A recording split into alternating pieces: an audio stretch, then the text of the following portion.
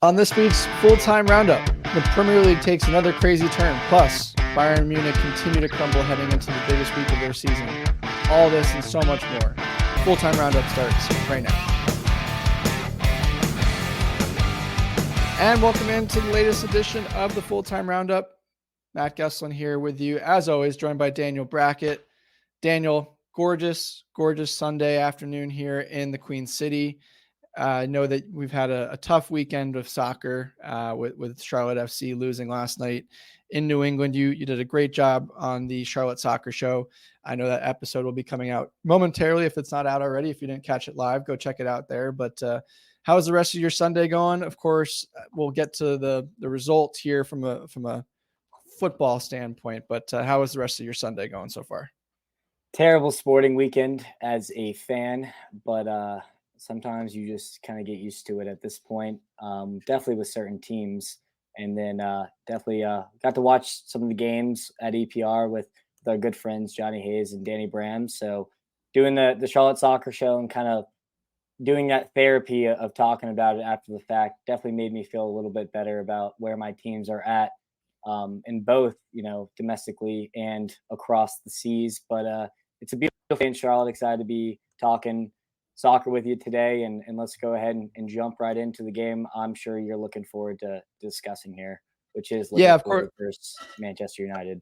Of course, the big one of the weekend, there were games on Saturday as well, which we'll get to is with title implications. There was games afterwards, but of course this game set the table on Sunday morning. Manchester United versus Liverpool, of course, historically one of the biggest matchups in England, if not all of Europe. And Daniel, I don't even know really where to start on this one. It seemed like kind of ho-hum what you expected. First half, Liverpool had ample chances to kind of put this one away. Of course, they get the 1-0 lead going into halftime from a Luis Diaz goal. But you just wondered kind of if Liverpool missed their opportunity to really set this one off and kind of just put it away in the first half. And of course, let Manchester United hang around. And of course, when you do that with the squad and the talent that they have on their roster, they kind of bit you in the butt, and they get a really special goal from Bruno Fernandes. And then, a couple of late goals, one from each side, that made this a really interesting game. But just what was your main takeaway from this one? And of course, we'll get to the title implications here in a minute. Yeah, I mean, I just felt like I watched the same exact game that happened just a couple weeks ago in the FA Cup. Liverpool started, I mean, the first 3 minutes were abysmal, but after that, we kind of seed out the first half, absolutely laid the wood into them. They had no answer for probably 43 minutes of the first half, and are just not clinical again and again and again. And you had the chances, you created the chances. I think we had like 10 or 12 shots on target just in the first half alone, missed a couple sitters, and then second half comes around and Manchester United, get in the locker room. They change their plan a little bit, and then they're given an absolute lifeline by Joel Kwanzaa. Just completely misplaces a pass across the middle. Bruno doesn't even take a touch here, just absolutely stripes one first time, almost from the halfway line. It was a beautiful goal. I'll give him that. I mean, he hit that perfectly. The weight of the pass coming diagonally to you, that's a really tough skill to have in your locker. And he places it perfectly in the right corner. And then you have an absolute bit of magic by Kobe Mainu, just turning and just seeing another wonder goal from this young kid who's just absolutely came out of nowhere. And that's his second goal, just a worldie that he's had this season. And I get why all the Manchester United and England fans are so pumped for this guy, because he's an absolute Rolls Royce in the middle of the park. And if Manchester United are smart, then they'll tie him down to a long-term contract. But then Wan-Bissaka hands us a lifeline, and we get a penalty to tie it up, with Mo slotting in a penalty. First, feels like he's missed a ton recently, so I was definitely nervous watching that. But he was able to convert, and it was hoping for another winner, a late winner. Liverpool have been known for that. That's been our MO all season, but we just didn't have enough this week, unfortunately, to do it. Yeah, again, it felt like missed chances. You mentioned Mo Salah, of course, putting the penalty in, taking the ball. I was a little concerned when McAllister gave it to him. Of course, he had missed a couple chances earlier in the game that you expect him Yeah, to put in the net. he So, did. that was kind of like, oh boy, is this going to end up, skied into the fifth row.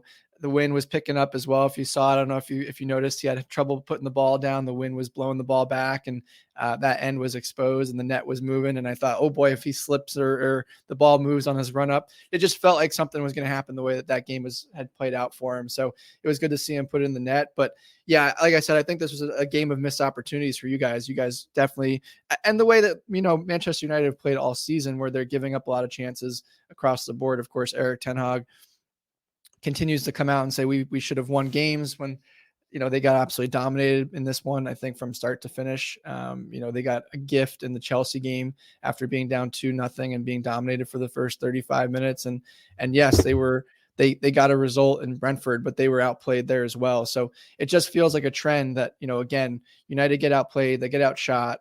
But they hang around, or a team like in this instance, Liverpool didn't put away the chances that could have made this 2 or 3-0 and really got this out of reach and really, put this one away. And so if you're a Liverpool fan, it's disappointing. It's hurting because you mentioned City and Arsenal, and we'll jump into their results now.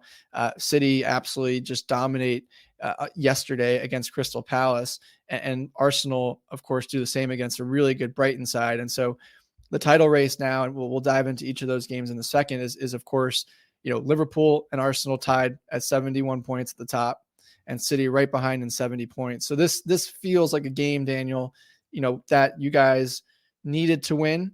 And also there's some areas here that are a little concerning from a neutral perspective, although, some will say I like giving you a hard time, so it may not be as neutral as that, but definitely from a neutral's perspective, there's some holes here that if you look at Liverpool and you have real concern that they can hang on.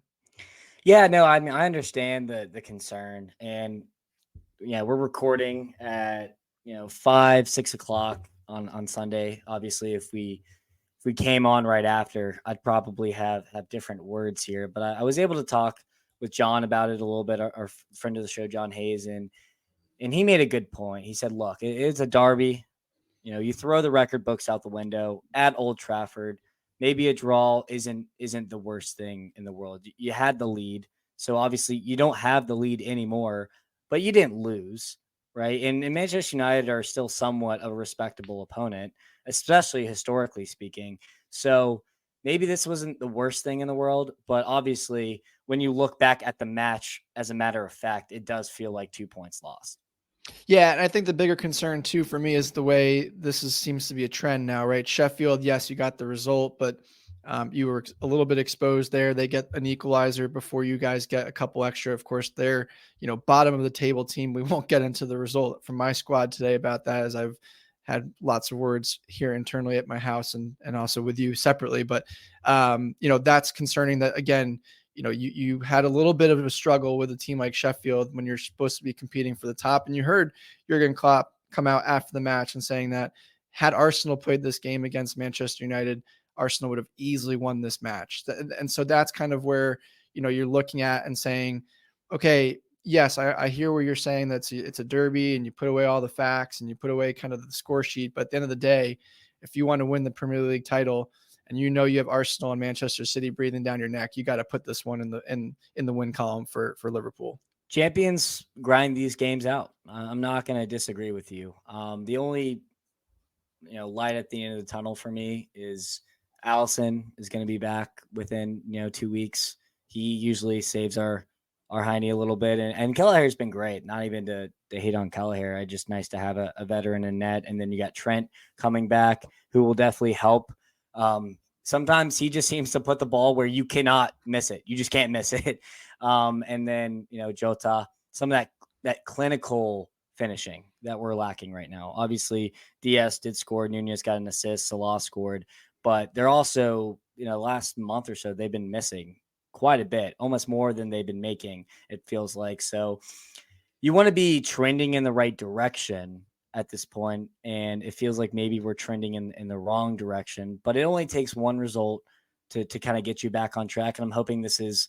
I was hoping the FA Cup game would be the lesson, but this seems like it could be maybe another lesson. And Jurgen didn't mince his words. I'm sure as you were having words with your Chelsea, he was having words in the locker room with the boys. And I expect them to come out against Atalanta and absolutely destroy them based off, how he was feeling after this match. Yeah, of course, Atalanta will be a Europa League game here on Thursday of this week, so it never ends for the big boys. And you mentioned, coming in form or trending in the right direction.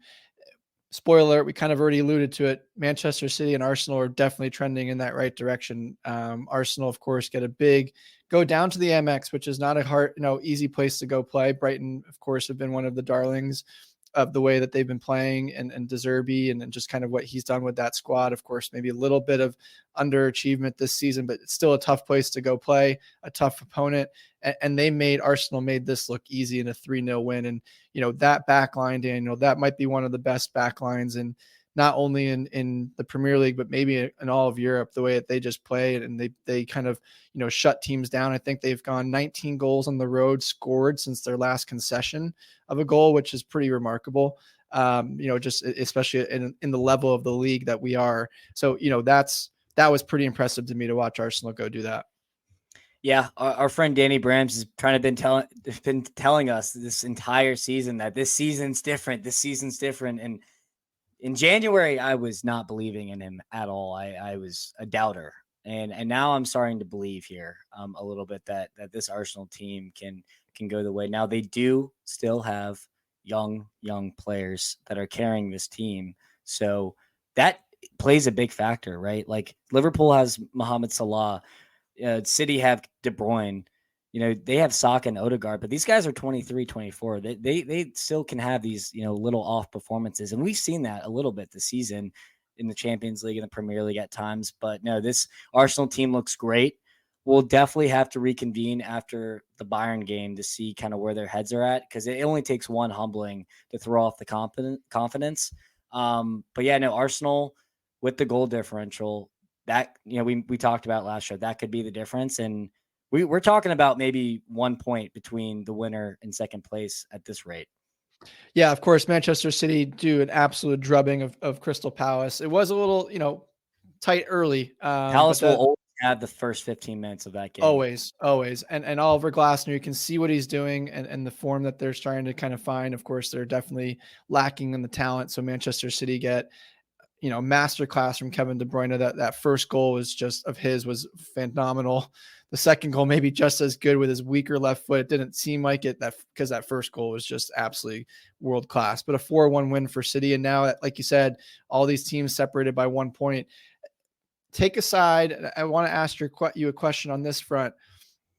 Would you prefer the title, or would you be focused on Europa League at the same time? How does Klopp balance that? Are you comfortable with getting knocked out of Europa League at the benefit of winning the Premier League title? Of course, you guys are going to be in Champions League. You're not fighting as if you need to win Europa to get into Champions League next season. So I guess, where does the priority stand? Titles and trophies, or Premier League first and foremost? I don't know. For the last 4 or 5 years, we've been spoiled as Liverpool fans that we feel like we could do the quad or the treble or even a double. And we've come so close to that so many times. You'd have to ask Jurgen that. I don't know what he prefers, to be honest. I think a Premier League at this rate would be, the way to go out, especially since we won during COVID. So, the city of Liverpool didn't get to revel in that like they probably should after, years and years of mediocrity and everything that you so kindly remind me of, almost weekly at this point.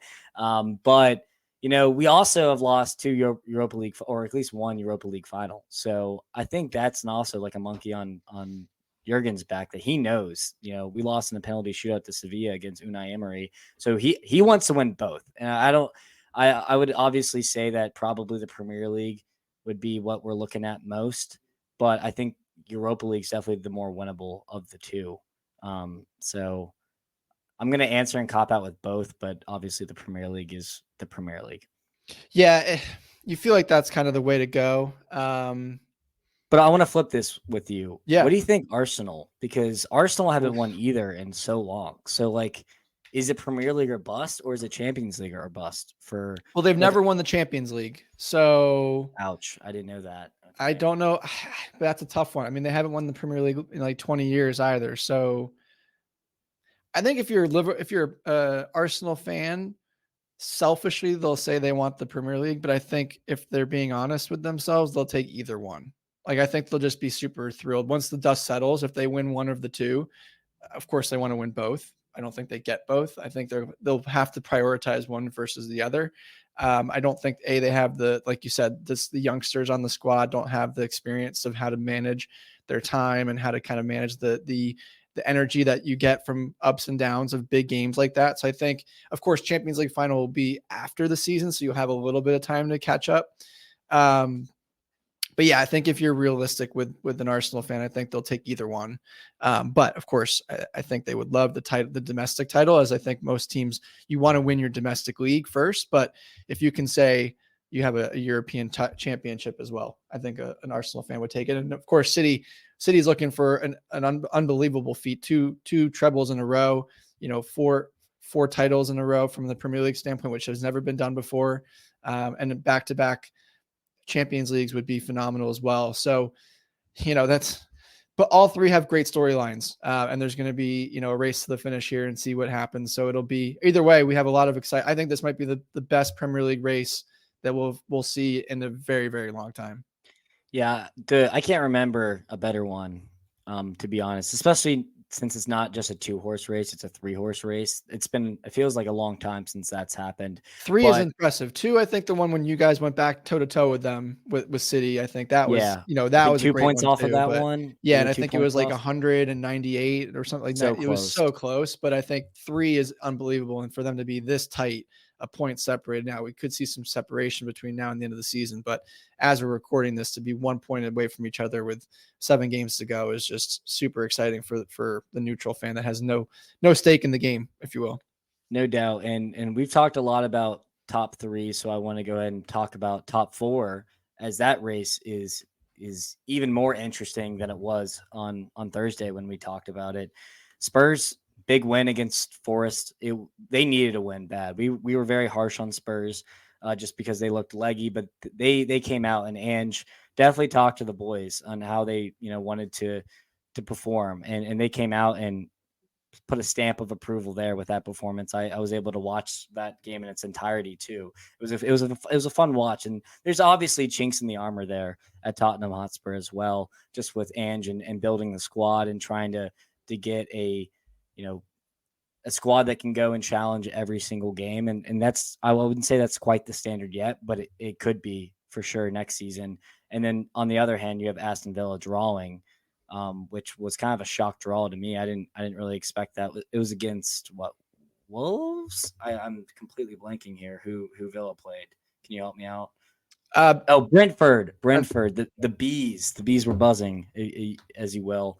I think you said that in a group chat. But yeah, I mean, Brentford came out and made Villa look very beatable, and I was pretty surprised by that. What game do you want to talk about first? Sorry. Well, you got to talk about, the one that was the more exciting of the two, which was Brentford and Villa. I think Spurs was pretty expected, especially against Forest. We'll get to the implications of that. So that's why I want to save a little bit more time, because we can kind of use that for some other stuff. But the Brentford one was a great way to kind of start the day, right? Obviously, the first early game on Saturday was City 4-2, by the way, not 4-1, excuse me, late goal in that one. But Unai Emery's team, we talked about the injuries and the rotated squad that they played against West Ham the other day, and I think, and I think, it's just one of those things where they're banged up, and this is a new experience for them as well, right? They haven't been here in a very long time. None of these players have really been in this situation before. And so I think you're looking at that kind of coming to the forefront as well. Brentford, on top of that, we've talked about all season long, underachieved beyond, right? Like they have a good squad that we both think that Thomas Frank is a good manager, and they haven't delivered this season. So I think it was a great back and forth 3-3, great for the neutral, more goals. We've been seeing some great games in the last couple of weeks with a bunch of goals. goals scored. And so to me, this was a disappointing result for at home as well for Villa, who've been, they classified it as a fortress. I think at one point they had won 15 in a row at home, and that certainly has changed in the last 2 months. So that to me is the bigger concern. And now you have Spurs who get the big win, expected win, no doubt, but now they are tied on points with a game in hand. Of course, that game in hand will be against their arch rival, or our arch rival for them, a mid rival. But that'll be a big game, and can they kind of capitalize on that? All they'll need is a point to get that Champions League spot. So this was a big weekend for the table. It kind of flipped it on its head for the race for fourth, in my opinion. Yeah, and Spurs do have goal differential, like we've mentioned before, just 3, so that could change obviously as the games go along. But this win was a must win, if you will. And now on the flip side, Forest, which we'll get into the relegation battle, Forest are now tied on points with Luton, who we look like idiots because on Thursday we were talking about, all right, well, the bottom 3 is completely locked in now. And now you have Forest and Luton got a surprise win this weekend, which against Bournemouth, the hottest team in the Premier League in the last 5 matches, slip up and Luton get a big 2-1 win at home, which makes things interesting. Now their goal differential is pretty terrible, but Forest, are you worried still? I don't even know what to think on this one. I mean, we talked about how different a team Luton are at home. Kenilworth Road is a huge advantage, and so that game wasn't surprising to me, honestly. And I'm rooting for Luton. They do have a tough run in. They have Manchester City next. They'll get Brentford at home. Then they have to go to Wolves, which we know is never easy. And then that sets up the battle against Everton, which doesn't seem like much of a battle now because Everton's kind of separated themselves, although only, if at that point 4 points, that could be a huge matchup too. I am worried about Forest, just simply because they can't seem to find a way to kind of continue, knowing that they need to get points. Right? They take the lead in this one, I believe, if I remember correctly, and they can't keep it. They're kind of having some trouble to see things out. They have a relatively difficult schedule as well, and they have to play a lot of the teams right behind them. And part of that is starting next week where they play Wolves, which is a big game. Luckily they're at home. Then they play Everton. That game, if they lose that game, you're really concerned for them because they go right from Everton right into Manchester City. So that right there, if they lose against Everton on the road, Everton's clear of them. You're giving an opportunity for Luton to catch up with you that weekend, and then you go and play City. So that right there for me, Sunday, April 28th, this time we'll understand kind of what Forest is going to look like for the rest of the season. Yeah, going back to Luton real quick, you mentioned that home games are the must wins, right? And so they play Brentford at home.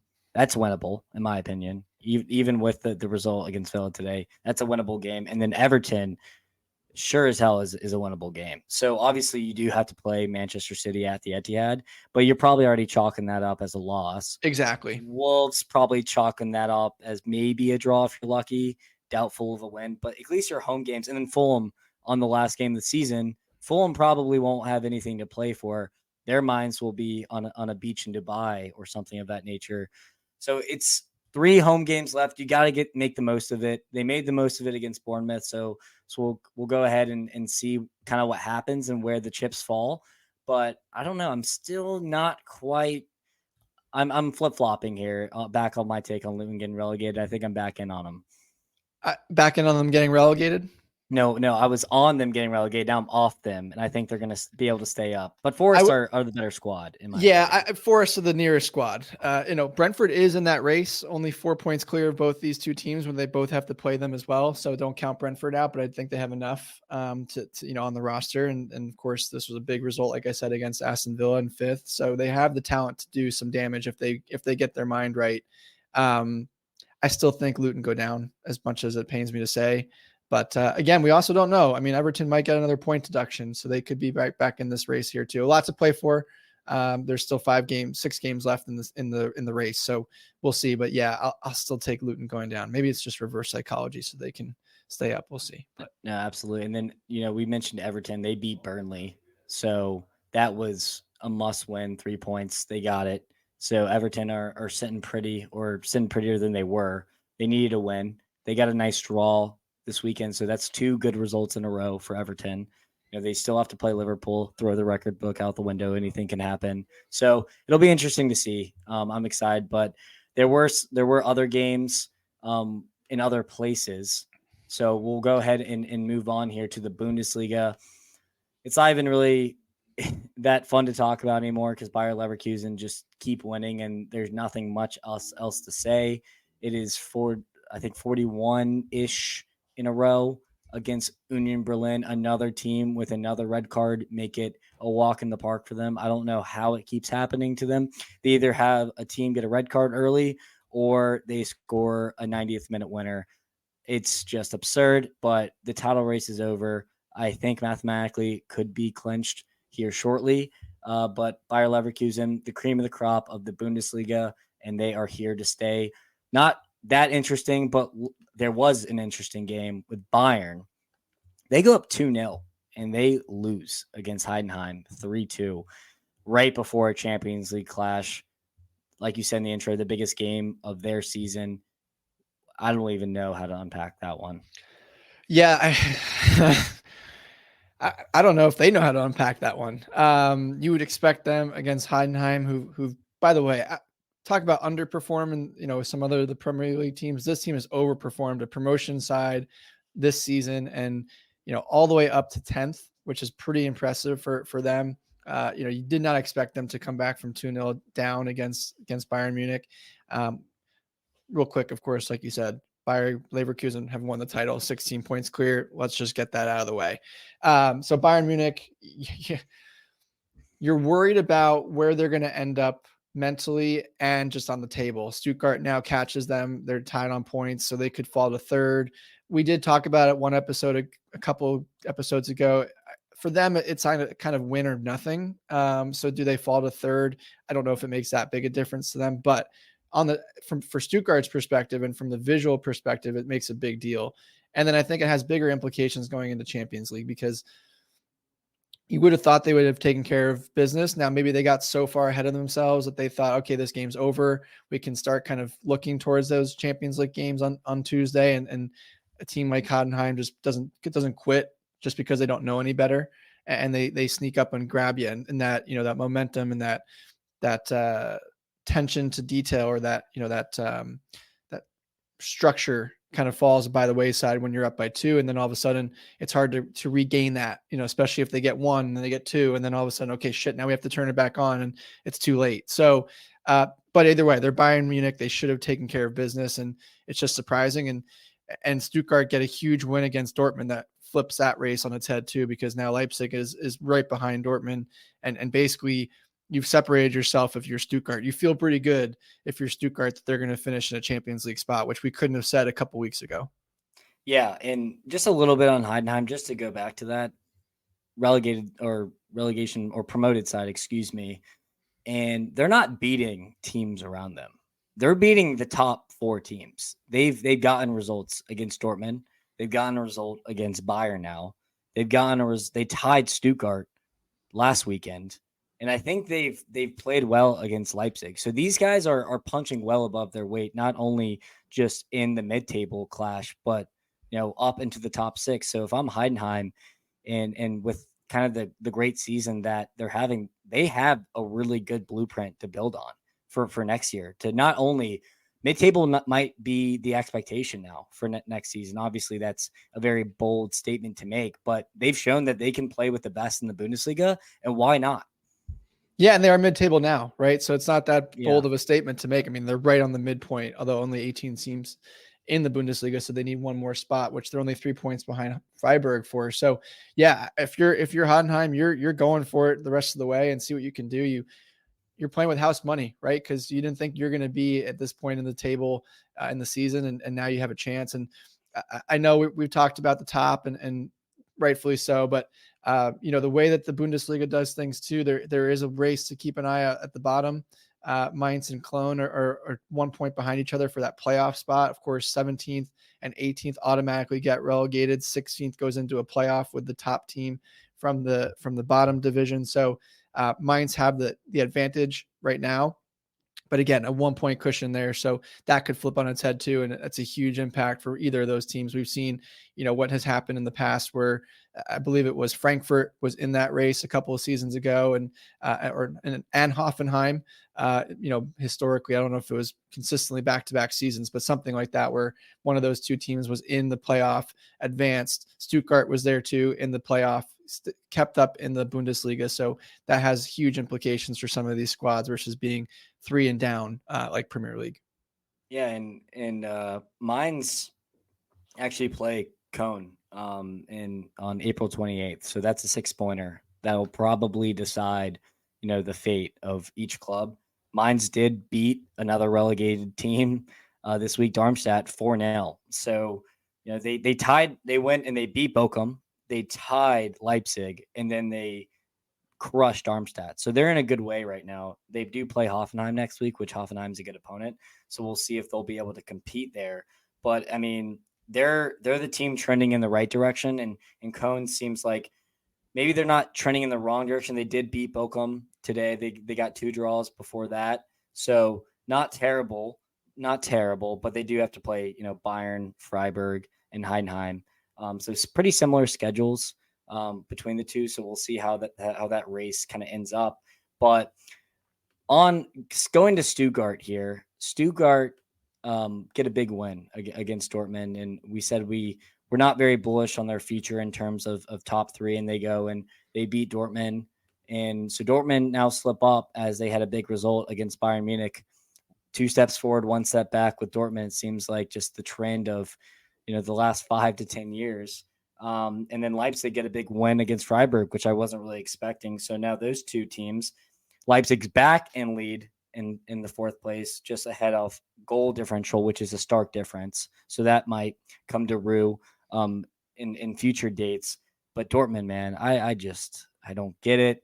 I'm just kind of tired of them in Terzic ball, and I just would like to hear I'd like to have a Dortmund fan come on and just. Yeah, it would be nice to hear. It would nice to be, I don't know, maybe not, just because they're probably feeling the same annoyance that we are. Of course, they play each other as well, April 27th. So it seems like April 28th, Daniel, we're going to have a lot to talk about on the show because Premier League relegation, we just talked about the Mainz relegation battle with Cologne. Of course, these 2 teams are going against each other. We'll have to look at the rest of the schedule. It makes sense, right? We're getting to the nitty gritty last couple of weeks of the season here at that point too. So a lot will be, on the docket. And what can you say about Dortmund? Like you said, 1 step forward, 2 steps back. It's just a very confusing team. And of course they have, quite a difficult schedule as well. Like I said, they play RB Leipzig still to come. They have Champions League with Atletico Madrid.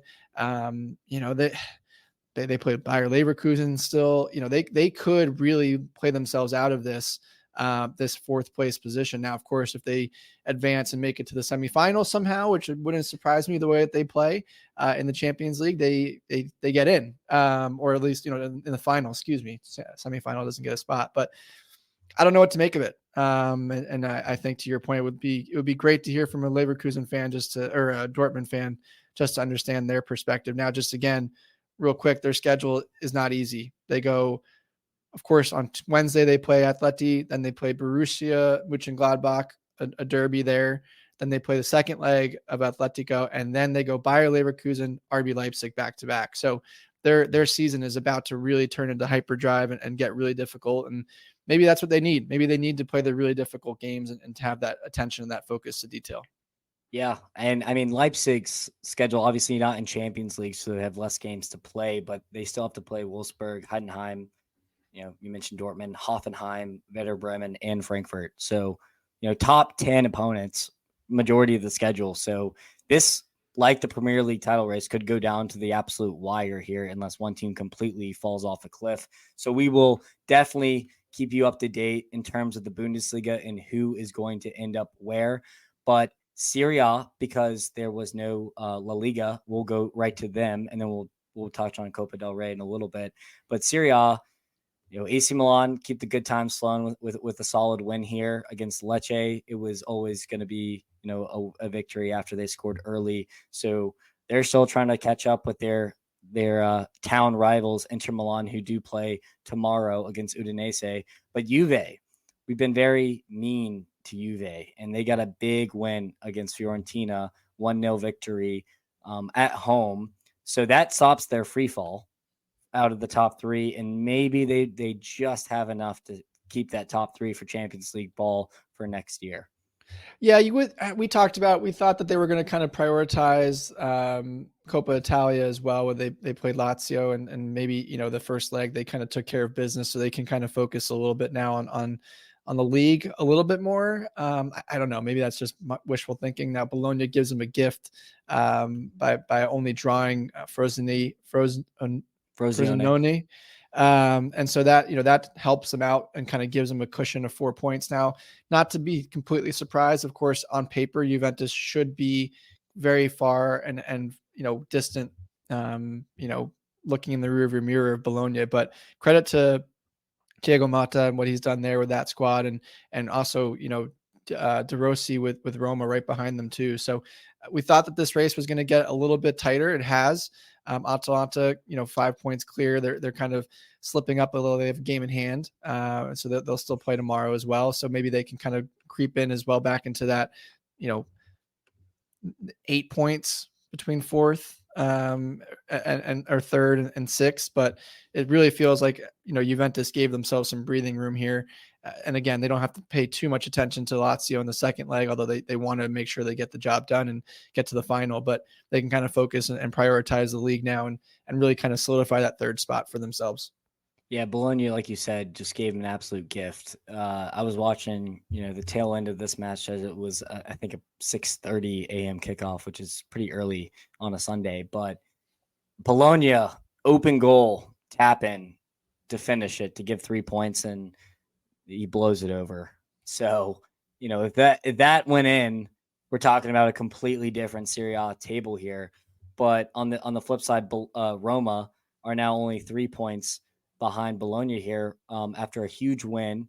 Roma Lazio derby, they get a nice 1-0 win to kind of not only beat their rivals but keep fighting for that fifth spot. And Atalanta do drop points to Calgary, which helps them out for European football. So Atalanta seems like the wheels are coming off a little bit just with the De Catalare injury. Scalvini was also injured, I think, around a couple days back. So it seems like maybe they're running out of steam just due to injuries, and European football is taking its toll. So we'll definitely have to keep you guys up to date on how that's shaping out. But Napoli, who we completely chalked off, is now 2 points from Atalanta. They had a big win against Monza, and they're not in Champions League or European ball anymore either. So could, Osimhen and Kvaratskhelia get together just one last time before they both sail off into the sunset to a top 5 club and rally around the boys and get them into European football one last time?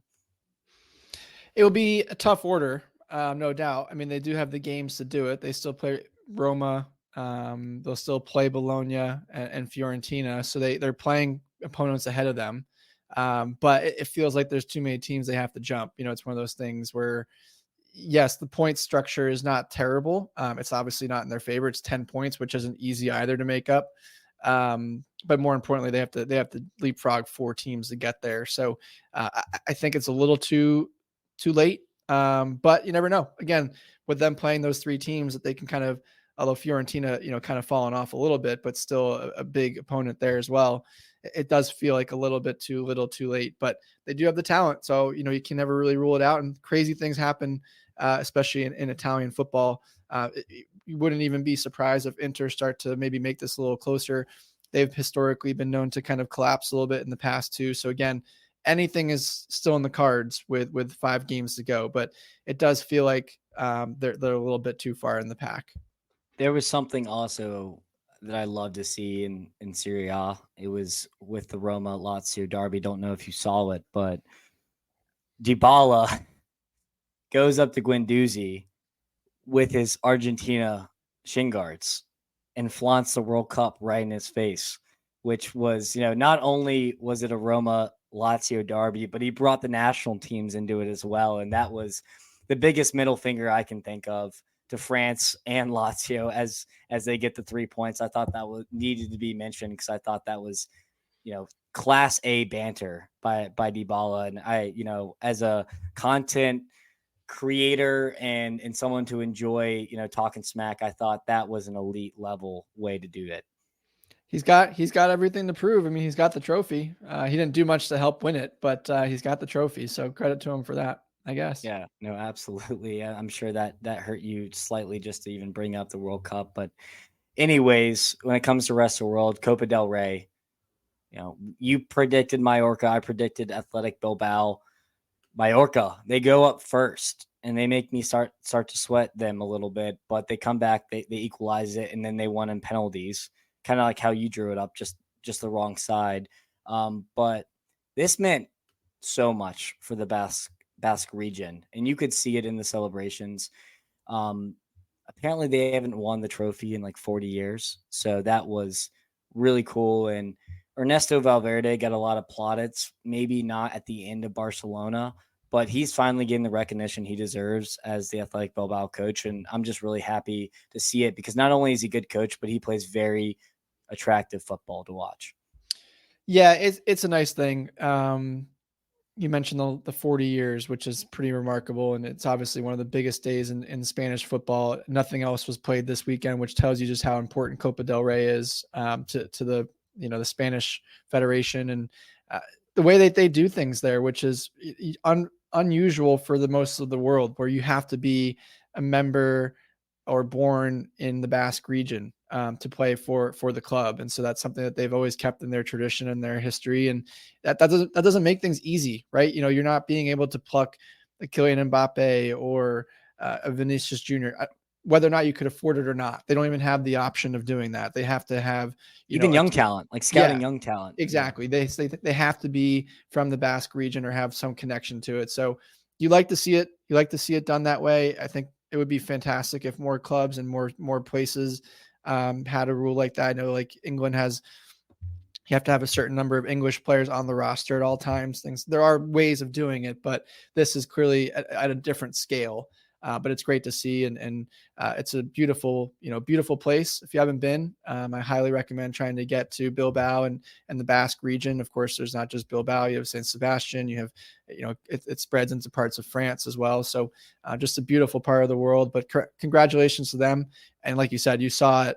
And Inaki Williams wearing the classic Sevilla kit when he lifted the trophy, which was a great dawn to the history of the club. And it just meant it. You could see how much it meant to them. And I'm glad that things like that happen where it's not Real Madrid or Barcelona every single year and just adding to their trophy case, because these guys are, world-class players as well.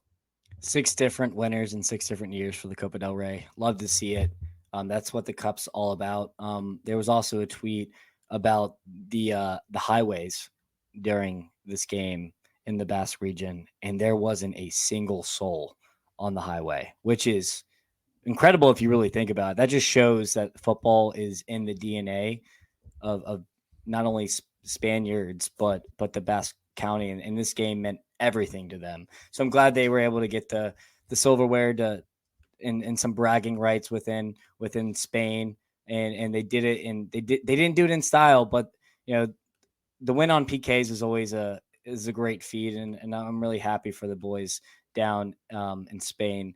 Now, to get to the Dutch league, we previewed this, but Feyenoord absolutely destroy Ajax 6-0. Unacceptable performance. It's just I don't even know. That was bad. And Feyenoord dropped points earlier this week, so they haven't even been in good form as of late. And they to do that against Ajax. This is Ajax's second humbling this season of a team or a rival. This has just been a terrible season for them, and we'll see if they can respond next year, because they're chalking up the season as just a nightmare. This looked like the first half of the season Ajax, and by the way, this was 6-0 with 30 minutes to go. This could have been a lot worse. There was no extra time goals. No, this was 60 minutes on the clock, 6-0. No Santiago Jimenez goal either, so this could have been a lot worse for Ajax.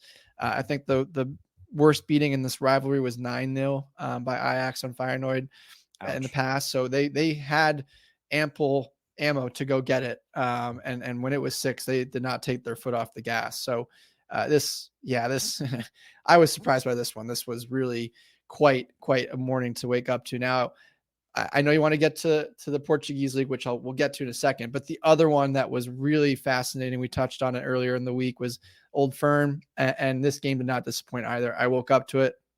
It was the first game on. It was the only game on this morning. And it was great to flip on Paramount and watch this one.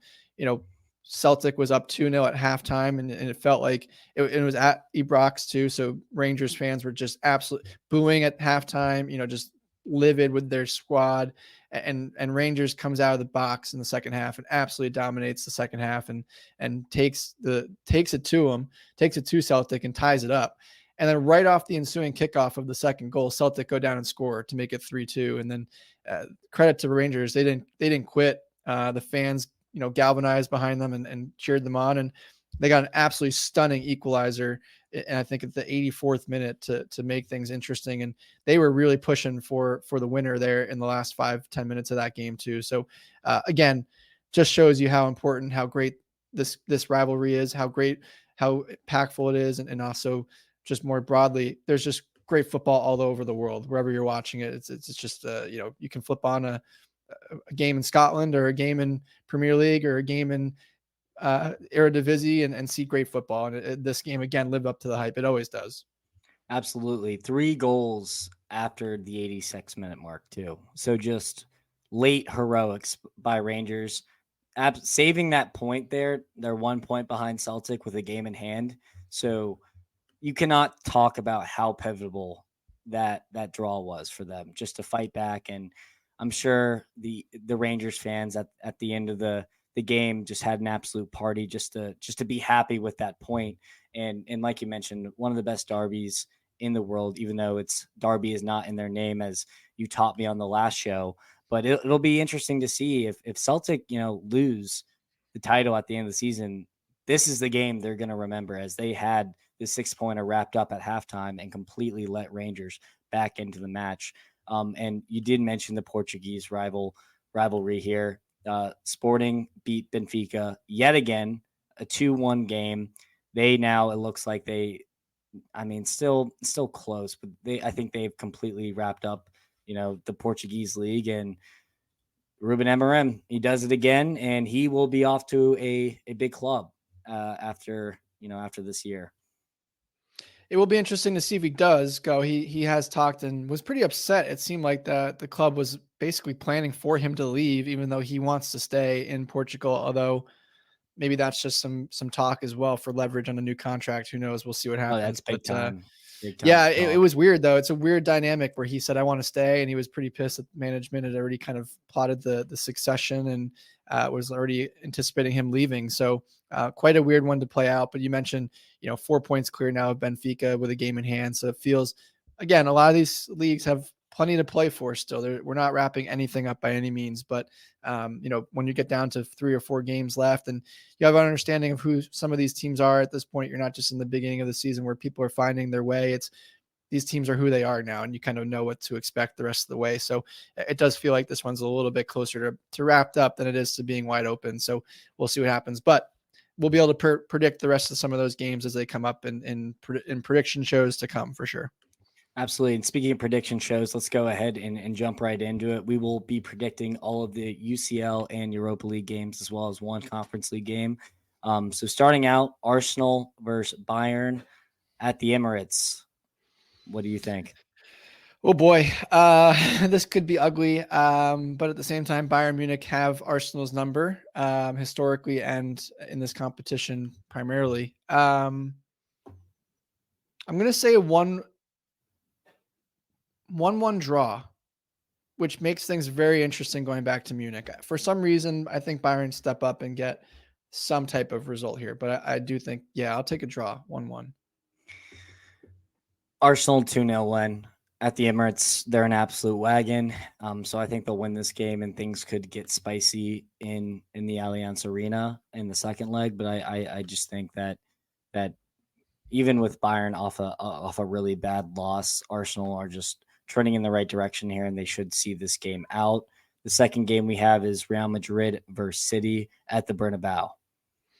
Yeah, of course, same way that this played out last year, where Real Madrid hosts first, and then the second leg will be at the Etihad. I'm going to say 2-1. City is prone to give you an opportunity. 2-1 Man City. I think City are not great in the back. They give opportunities, like I said, and Vinny and Jude, and they have enough talent and firepower to get one in here. But I think Manchester City are starting to find form, and they take care of business on the road, which would be a huge leg going back into the Etihad. Yeah, I'm gonna say 1-1 draw here at the Bernabeu, and then I think City will see out this tie at home. But just how they've been playing leaky at the back, Real Madrid did get a chance to rest this weekend as they were not in the Copa del Rey final, so they've been game planning this week, and they were watching that Palace game, and I'm sure Ancelotti has found a way to give City some trouble here. So I do think they'll at least be able to get a point, for their troubles. And then we have probably the weirdest game, the most unpredictable game, but we're going to still try to predict it here. Atletico Madrid versus Dortmund at the Metropolitano. Don't even know where to start here. But it's at the Metropolitano, so I'll take 2-0 Atleti. They play totally different at home. Griezmann will be healthy, like you said, having not played this weekend, or at least healthier. Give me 2-0 Atleti. Gonna go 2-1 Atleti. But Dortmund always find a way to bite me when I least expected, and I could see them, somehow pulling out a wonder performance out of their ass here. But they just need to survive until they get to the yellow wall. So I think it's going to be a 2-1, very scrappy game here. And then PSG versus Barcelona. Mbappe gets to face Barcelona as a PSG player one more time before he'll be putting on that Real Madrid kit. Is he going to want to give Real Madrid a nice little present here? Of course he will, but I think he'll want to give PSG a nicer present to start. I think it'll be 2-1 PSG, a little bit too much at home, and then sets up for what could be anything at Montjuïc in the second leg. All I keep thinking about is that PSG Barcelona UCL fixture around 2018, I want to say 2017, where Barca absolutely PSG humbled Barca, and then Barca fought all the way back. I'm hoping for an instant classic like this. I'm going to go 2-2 draw at PSG, just because I think they're still a little bit fraudulent when it comes to the big games, but Mbappe, never count the man out. So this is going to be a really fun fixture. For Europa League, two Italian teams, Milan versus Roma.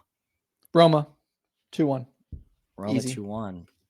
Easy. Okay. All right. I'm going to go 1-1 draw at San Siro, and then the Olimpico will be a completely different game. So 1-1 here. Bayern, Leverkusen, West Ham, probably the easiest one to predict here. Maybe second easiest. I'll say it's not as easy because David Moyes knows how to play defensive counter-styling football. I'll say 1-1 here. It's not going to be as easy. They still don't lose, by the way. That's still 42 in a row, but I don't think they win. I'll take 1-1. I'm going to go 2-1. 2-1 Bayern. They're not losing this game, I don't think. But another unpredictable game here. Benfica, Marseille. I'll take Marseille. Benfica coming off, that performance against Sporting will be a little bit of a letdown. Marseille's been better of late, and I know it's on the road, but I'll still take 1-0 Marseille in this one. I'm going to go 2-1 Benfica just off a loss. I'm going to take the reverse that you took and just think that they'll be able to fight in this one. And I think the fans will be a big factor here. Marseille have been better as of late, but against bigger teams, they have struggled. And I think this could play perfectly into Benfica's lap here. So I'm going to go Benfica win 2-1. The easiest tie to predict, in my opinion, Liverpool, Atalanta. What do you think? I'll take 2-2. Liverpool very open. Atalanta like to play forward football. They have struggled. They have looked different, but I think they get some chances. I'll take 2-2. And then again, it just depends on what Klopp wants to do here. If he plays the A squad, or he puts out some of the youngsters and kind of gives some of the guys a break going into the Premier League final leg. I'm going to go Liverpool 3-0 3-0 win.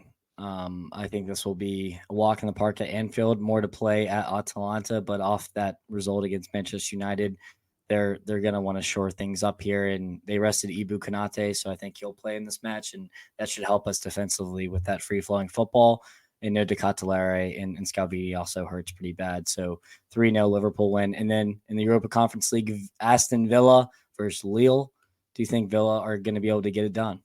I do. I think they have enough. Lille been better for sure, but too much from Aston Villa. If Ollie Watkins plays too, it'll be a huge boost for Villa. Yeah, I'm going to go 1-1 draw. Something about Villa in Europe I just don't trust right now. Lille have been pretty good, so I think they'll share the spoils in this one, and then I could see any team winning this in the second leg. But that is our predictions for the show. Hope you enjoyed it. If you're still listening, go ahead, and if you're watching this on YouTube, give us a like and a subscribe. If you're listening on podcast form, go ahead and download the video and give us a 5-star rating, as it helps us spread the brand, and follow us on X and on TikTok at Full Time Lineup for more content and commentary.